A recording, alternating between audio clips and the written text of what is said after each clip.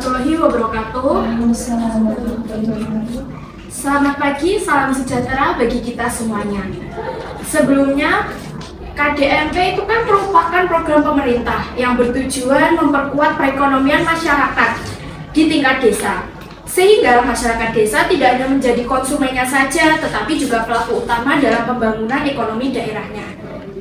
Sebelum melanjutkan hasil dari wawancara yang telah kami lakukan pada tanggal 14 dan 15 Mei 2026, saya ucapkan terima kasih terlebih dahulu kepada Ibu Laili Purnawati SIPMSI selaku dosen pembimbing mata kuliah kebijakan publik yang telah memberikan kesempatan pada kelompok kami untuk menjelaskan hasil wawancara yang telah kami lakukan mengenai implementasi kebijakan program Koperasi Merah Putih di dua tempat, yaitu Desa Karangrejo, Kecamatan Boyolangu, dan Desa Karangrejo, Kecamatan Karangrejo. Sebelum memulai penjelasan menarik mengenai hasil wawancara kelompok kami, saya izin memperkenalkan diri terlebih dahulu. Saya, Intan Adilia Widaresa, selaku moderator, dan teman-teman saya Elisia Disita Agusti, dan saya Erlina Prayoga, yang tentunya akan membantu saya kali ini dalam menjelaskan hal-hal penting dalam hasil wawancara kami. Selanjutnya, hasil wawancara akan kami mulai dari hal yang melatar belakangi pembahasan kami kali ini, yaitu Program Koperasi Merah Putih atau KDMP bertujuan memperkuat ekonomi masyarakat desa melalui prinsip gotong royong. Namun, implementasinya berbeda di setiap desa, terutama dalam sistem keanggotaan dan sumber permodalannya. Perbedaan tersebut menunjukkan adanya variasi pelaksanaan program yang perlu dikaji untuk mengetahui efektivitasnya dalam meningkatkan kesejahteraan masyarakat. Selanjutnya, saya akan menyampaikan rumusan masalah dan tujuan PKL yang menjadi fokus dalam pembahasan materi kita. Rumusan masalah yang pertama adalah mengenai bagaimana implementasi kebijakan program Koperasi Merah Putih, dan yang kedua adalah apa faktor pendukung dan potensi kendala di lapangan. Lalu selanjutnya tujuan PKL-nya adalah untuk mempelajari implementasi di tingkat desa, mengetahui lingkungan kerja koperasi, dan menerapkan teori kebijakan publik dalam praktiknya. Pada penelitian ini, kami menggunakan teori implementasi kebijakan dari Van Method dan Van Haan sebagai landasan teori, karena teori ini dapat digunakan untuk menganalisis kesiapan implementasi program KDMP melalui variabel-variabel yang mempengaruhinya. Untuk variabel yang pertama, yaitu adalah ukuran dan tujuan kebijakan. Ukuran dan tujuan kebijakan adalah kejelasan tujuan yang ingin dicapai oleh suatu kebijakan serta kesesuaiannya dengan masyarakat. Lalu yang kedua ada sumber daya, yaitu adalah ketersediaan dana, tenaga kerja, fasilitas, dan kemampuan yang diperlukan untuk mendukung pelaksanaan kebijakan. Selanjutnya yang ketiga ada karakteristik pelaksana, yaitu meliputi organisasi formal dan informal yang akan terlibat dalam implementasi kebijakan. Yang keempat ada sikap pelaksana yang menjelaskan mengenai dukungan, komitmen, dan kesediaan pelaksana dalam menjalankan kebijakan yang telah ditetapkan. Yang kelima komunikasi antar organisasi yang menjelaskan bagaimana koordinasi dan penyampaian informasi dilakukan antar pihak yang terlibat agar pelaksanaan kebijakan berjalan lancar. Dan yang keenam adalah lingkungan ekonomi, sosial, dan politik yang menjelaskan pengaruh kondisi ekonomi, sosial, dan politik di lingkungan masyarakat terhadap keberhasilan atau kegagalan pelaksanaan kebijakan. Selanjutnya, ini adalah profil desa di Koperasi Desa Merah Putih, Kecamatan Boyolangu, Desa Karangrejo. Implementasinya dilakukan dengan mengintegrasikan koperasi dengan kelembagaan desa yang sudah ada seperti BUMDes dan Karang Taruna. Namun, sistem keanggotaannya masih cenderung terbatas karena lebih banyak melibatkan perwakilan organisasi desa. Untuk hasilnya berdasarkan teori dari Van Method dan Van Haan, implementasi KDMP di Desa Karangrejo, Kecamatan Boyolangu dapat dilihat melalui 6 variabel.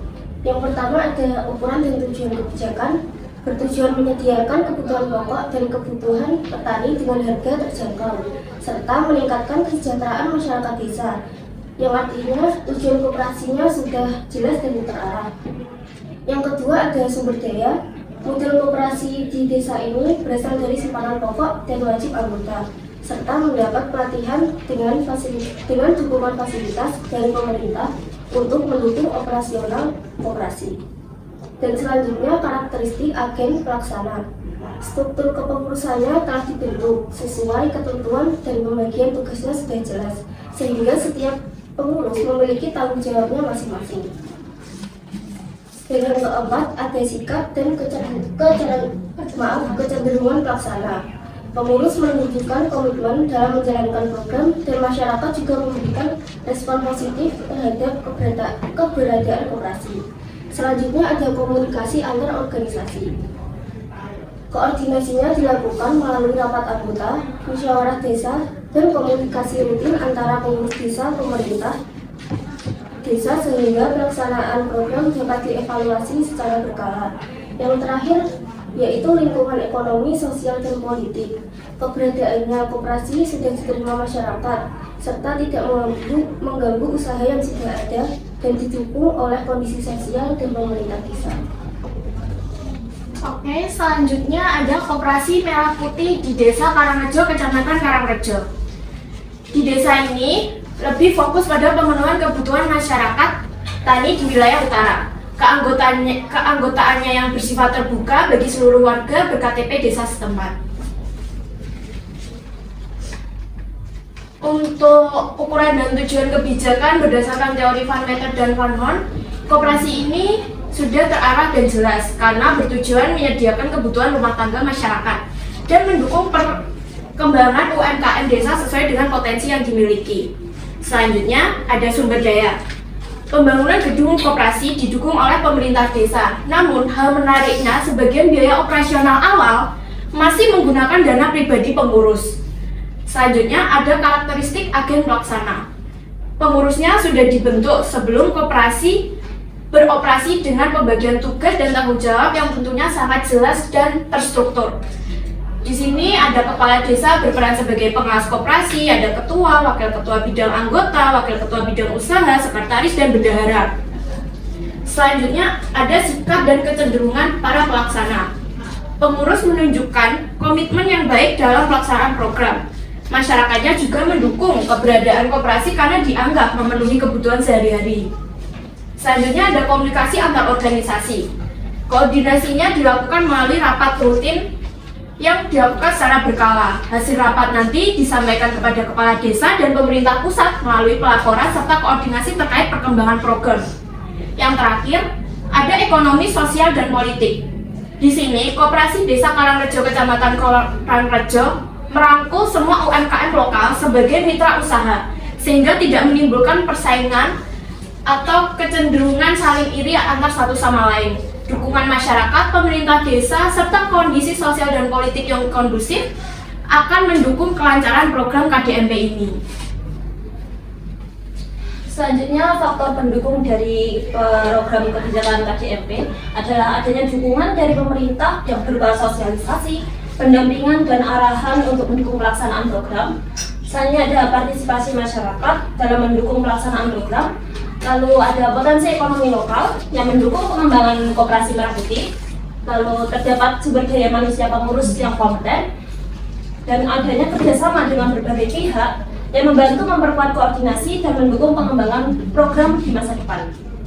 Lalu kendala yang ada adalah permodalan yang belum rata sehingga tidak semua koperasi memiliki kemampuan yang sama untuk menjalankan dan mengembangkan usahanya. Lalu dana operasionalnya yang terbatas yang menghambat pelaksanaan dan pengelolaan program. Selanjutnya adalah pengembangan usaha yang belum optimal. Dan yang terakhir adalah pemahaman masyarakat tentang koperasi masih kurang yang menyebabkan adanya keraguan untuk terlibat dalam kegiatan koperasi ini. Berdasarkan hasil pembahasan yang telah dipaparkan, dapat disimpulkan bahwa implementasi program KDMP telah berjalan cukup baik. Program didukung oleh tujuan yang jelas, koordinasi yang baik, serta partisipasi masyarakat dan UMKM lokal.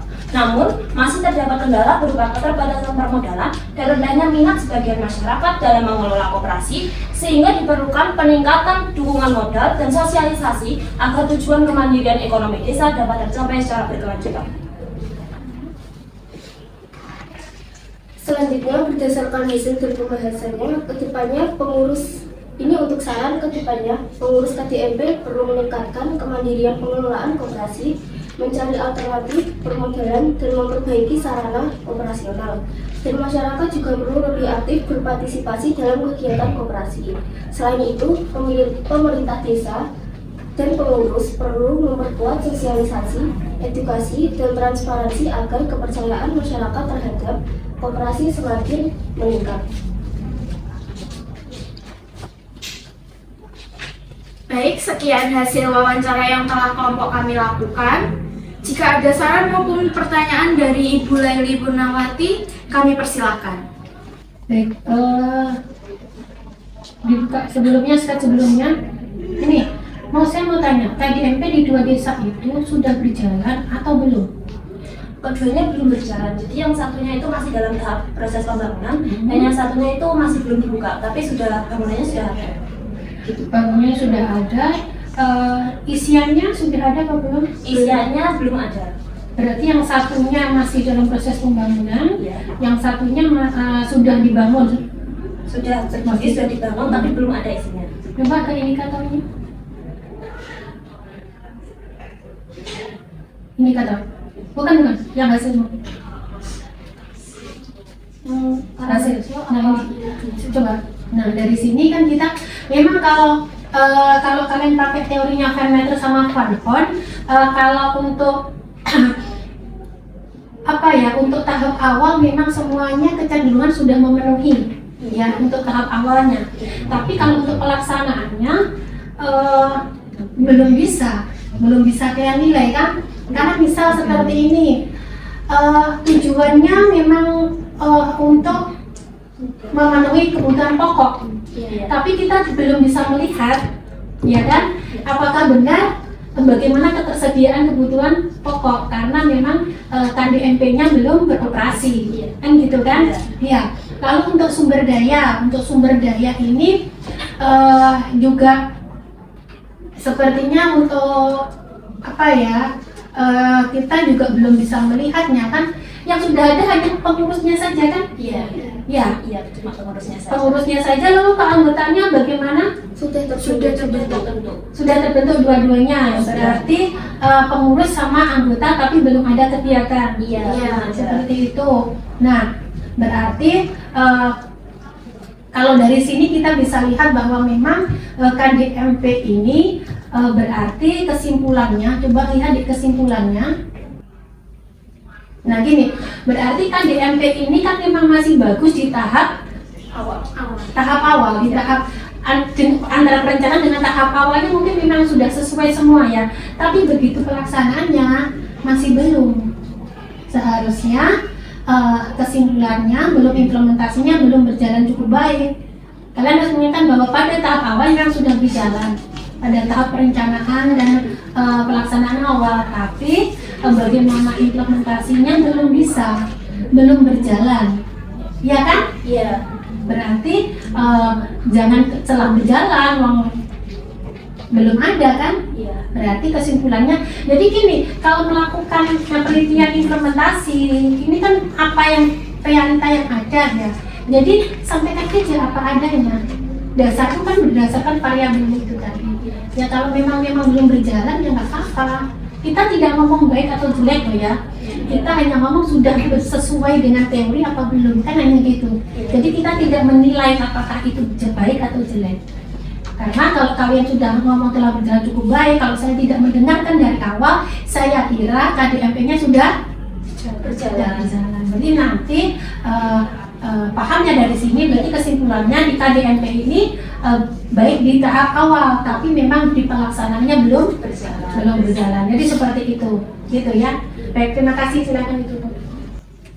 Baik, terima kasih Bu Laili atas sarannya.